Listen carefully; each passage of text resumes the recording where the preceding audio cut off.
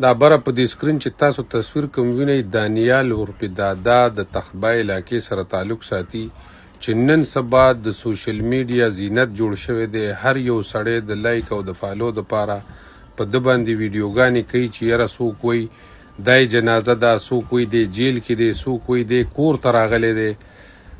د چا د جذباتو سره لوبې مه کوئ. د دی خاندانونه په تکلیف کې، مور او پلار په تکلیف کې، کوروالی په تکلیف کې. دا سړی بېدرکه شوی دی دانیال پورپدادا چې د تخبای علاقې سره تعلق ساتي.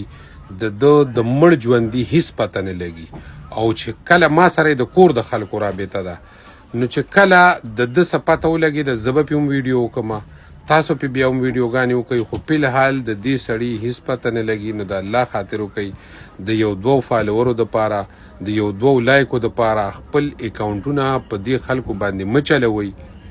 د خلکو جذباتو سره لعبې مه کوئ. ډیره ډیره مهرباني وي دا ویډیو مخکې شیر کړئ چې دغه خلکو ته ورسي چې څوک د لایکو دپاره په ځان کې ډکي وي.